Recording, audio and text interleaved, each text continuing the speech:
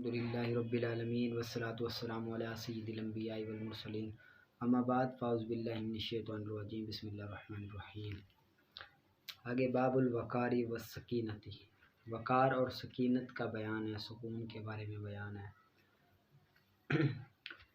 قال اللہ تبارک و تعالی وعباد الرحمن الذین یمشون علی الارض، اور رحمان کے بندے وہ ہیں جب وہ زمین پر چلتے ہیں ہونا تو نرمی سے چلتی ہیں، وَإِذَا خَاطَبَهُمُ الْجَاهِلُونَ، اور جب جاہل انہیں مخاطب کرتے ہیں قَالُوا سَلَامًا، تو وہ جواب دیتے ہیں پرے پرے پرے پرے پرے پرے، یعنی کہ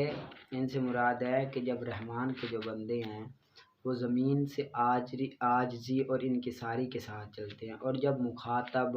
ان سے بد دین جب ان سے گفتگو کرتے ہیں، سلام کرتے ہیں، تو وہ کہتے ہیں پراں پراں۔ ٹھیک ہے، آگے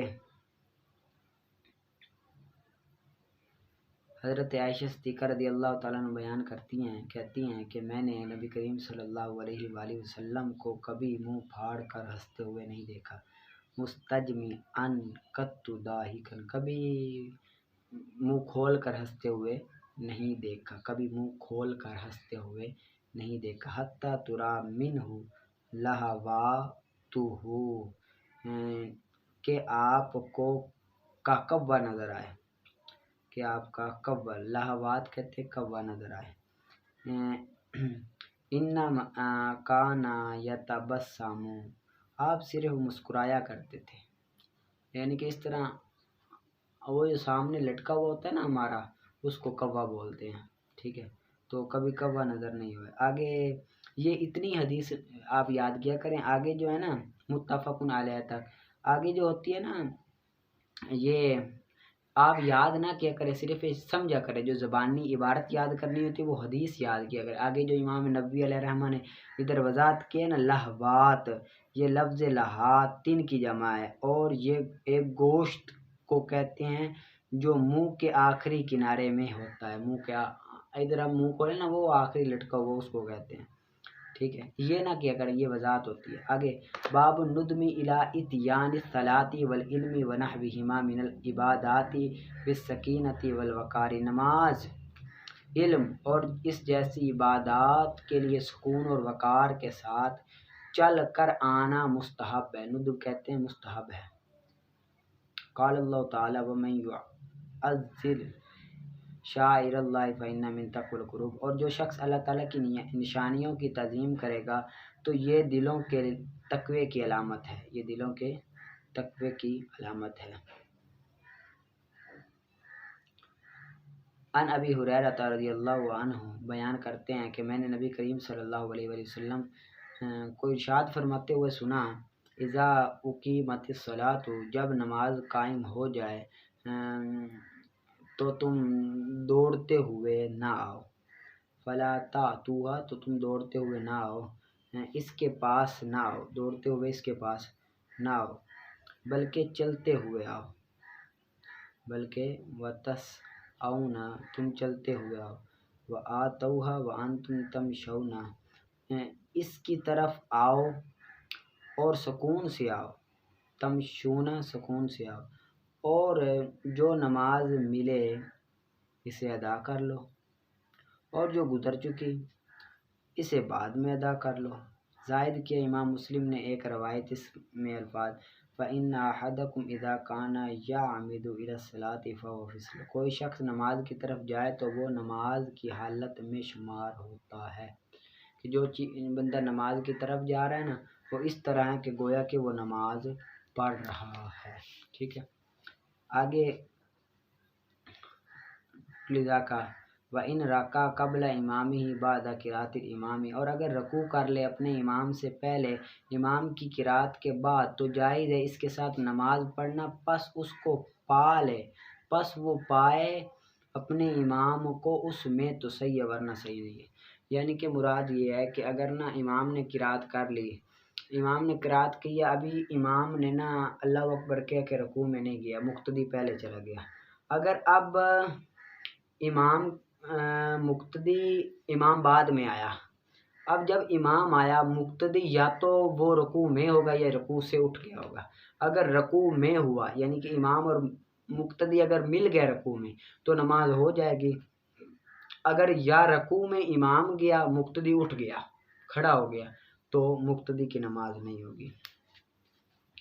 ٹھیک ہے۔ وَقُرِئَ خُرُوجُهُ مِن مَسْجِدٍ، اور مکروہ ہے اس کا نکلنا مسجد سے اس دن کہ اذان ہو گئی اس میں یہاں تک کہ نماز پڑھ لے۔ اب اذان ہو گئی ہے تو کوئی بندہ اگر مسجد میں آ گیا تو اس کا مسجد سے باہر جانا یہ مکروہ ہے یہاں تک کہ وہ نماز پڑھ لے، مگر جب ہو اس نے جماعت کروانی ہو دوسری جگہ اس نے جماعت کرانی ہو تو پھر وہ جا سکتا ورنہ نہیں جا سکتا۔ وَإِنْ خَرَجَ، اور اگر نکلے اپنی نماز کے بعد جو اکیلے پڑھی ہوئی ہو تو مکروہ نہیں ہے، مگر جب قائم ہو جائے جماعت اس کے نکلنے سے پہلے ظہر اور عشاء میں تو وہ اقتدا کرے ان دونوں میں نفل اور نہ اقتدا کرے ان کی مثل کی نمازوں کے بعد، ان دونوں کے علاوہ کی مثل کی نمازوں کے بعد، یعنی کہ ظہر اور عشاء میں اس نے نماز پڑھ لی، اذان ہوئی اکیلے نماز پڑھ لی، اب اس کے نکلنے سے پہلے اگر ظہر یا عشاء کی جماعت ہو گئی تو وہ نفل پڑھے گا، باقی میں نہیں پڑھ سکتا، کیونکہ فجر اور عصر میں تو پڑھ نہیں سکتا نفل، ٹھیک ہے، فجر کی نماز اور عصر کی نماز کے بعد تو پڑھ نہیں سکتا، باقی رہے مغرب 3 رکعتیں ہوتی ہیں، 3 نفل نہیں ہوتے، اسی وجہ سے ادھر بھی نہیں پڑھ سکتا۔ عصر اور مغرب میں تو عصر اور فجر میں تو کے بعد جائز نہیں ہے اسی وجہ سے، ٹھیک ہے، بڑا ہے، ٹھیک ہے، بڑا ہے،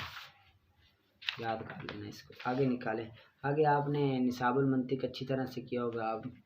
آج 40 ہو جائیں گے آپ کے، ٹھیک ہے، اچھی طرح سے 10 ہر روز کر لیا کرے اور پیچھے سے بھی ضرور دہرایا کرے، کہنا نہ پڑا کرے، خود ہی کر لیا کریں آگے، ٹھیک ہے۔ آگے نکالیں ہدایت النحو کا۔ وَإِنْ كَانَ الْفَاعِلُ مُظْهَرًا وَحَدَ الْفِعْلُ أَبَدًا، اور اگر فاعل ظاہر ہو تو فعل ہمیشہ واحد آئے گا، اگر فعل کا فاعل اگر ظاہر ہو تو فعل ہمیشہ واحد آئے گا، جیسے ضرب زید، ضرب زیدان، ضرب زیدون۔ اگر فاعل ضمیر ہو تو واحد کے لیے واحد، فاعل واحد ہوگا تو فعل بھی واحد، جیسے زید ضرب، تثنیہ کے لیے تثنیہ، جیسے زیدان ضرب، جمع کے لیے جمع، جیسے زیدون ضرب، یہ نئی بات نہیں ہے، پچھلی باتیں ہیں۔ اور اگر ہو قاعدے آپ نے پڑھے ہوں گے نا، قاعدے ہی ہیں سارے، کوئی اور نیا نہیں ہے، ٹھیک ہے۔ اور اگر ہو فاعل مؤنث حقیقی، آگے وہ ہوا ماں سے مؤنث حقیقی کی تعریف کر کے، وہ جس کے مقابلے میں حیوان مذکر ہو تو مؤنث ہوگا فعل ہمیشہ، انث الفعل، مؤنث ہوگا فعل ہمیشہ، اگر نہ فاصلہ ہو فعل اور فاعل کے درمیان، جس طرح کہ قامت ہندن، اب یہاں پر دیکھو فاعل مؤنث حقیقی ہے ہندن، اس کے مقابلے میں حیوان مذکر آتا ہے نا رجل، تو فعل اور فاعل کے درمیان فاصلہ بھی نہیں ہے تو فعل ہمیشہ واحد آئے گا، جیسے قامت واحد آیا، اور اگر فاصلہ ہو تو مذکر اور مؤنث میں اختیار ہے تیرے لیے، مؤنث اور مذکر میں چاہے تو مذکر لے چاہے مؤنث لے، جس طرح کہ ضرب الیوم ہندن، اور اگر تو چاہے تو کہ ضربت الیوم ہندن، مذکر بھی آ گیا مؤنث بھی آ گیا، ٹھیک ہے۔ اور اسی طرح مؤنث غیر حقیقی میں بھی اگر فاصلہ آ جائے، فاصلہ نہ آئے تو فعل کیا ہوگا، مؤنث آئے گا، اگر فاصلہ آ جائے تو مذکر مؤنث دونوں جائز ہے، جس طرح کہ طالعت الشمس، واجب ہے ادھر کیونکہ فاصلہ نہیں ہے، اور اگر تو چاہے تو کہ طالع الشمس،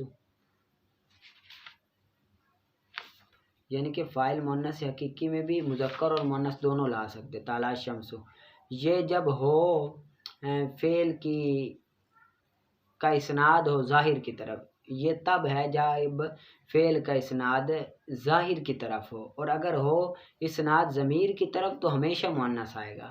جس طرح کہ الشمس طالعت، اب ضمیر ہی ضمیر کی طرف ہے تو ہمیشہ مؤنث، اور جمع تکسیر میں بھی جس طرح کہ مؤنث غیر حقیقی کی طرح، جمع تکسیر بھی مؤنث غیر حقیقی کی طرح، جس طرح کہ تو کہے گا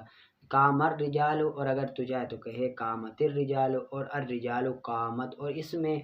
الرجال قاموا بھی جائز ہے، الرجال قاموا بھی اس میں کیا ہے، جائز ہے۔ اب یہاں پر تھوڑا سا میں خارجی آپ کو لکھوا دیتا ہوں، وہ آپ یاد کر لینا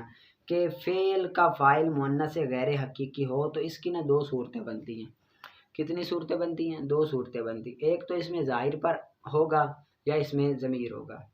فعل کا فاعل مؤنث غیر حقیقی تو دو صورتیں، یا تو اس میں ظاہر ہوگا یا اس میں ضمیر ہوگا. اگر اس میں ظاہر ہو تو فعل مذکر اور مؤنث دونوں طرح سے لا سکتے ہیں. اگر اس میں ظاہر ہو تو مذکر بھی لا سکتے ہیں، مؤنث بھی لا سکتے ہیں. اگر ہو اس میں ضمیر تو ہمیشہ فعل مؤنث آئے گا. اگر اس میں ضمیر ہو تو فعل ہمیشہ مؤنث آئے گا. ٹھیک ہے، یہ سمجھ آ گئی. اگر اس میں ضمیر ہو تو فعل ہمیشہ مؤنث آئے گا. آگے یہ آ گیا کہ فعل کا فاعل جمع تکسیر ہے تو اس کی بھی دو صورتیں بنتی ہیں. فعل کا فاعل جمع تکسیر ہے تو اس کی بھی دو صورتیں بنتی ہیں. ایک تو اس میں ظاہر ہوگا یا اس میں ضمیر ہوگا. اگر فاعل اس میں ظاہر ہو تو فعل مذکر اور مؤنث دونوں طرح سے لا سکتے ہیں. اگر فاعل اس میں ظاہر ہو تو مؤنث بھی لا سکتے ہیں، مذکر بھی لا سکتے ہیں. اگر ضمیر ہو تو فعل واحد ہو مؤنث ہوگا. اگر ضمیر ہو تو فعل واحد مؤنث ہوگا. لیکن ایک صورت اور جائز ہے، اور وہ یہ ہے کہ فعل جمع جمع لائیں گے، جیسے الرجال قام. ٹھیک ہے، ایک صورت اگر اس میں ضمیر ہو تو فعل مؤنث ہوگا، لیکن ایک صورت جائز ہے اور وہ یہ ہے کہ فعل جمع لائیں گے، جیسے الرجال قام.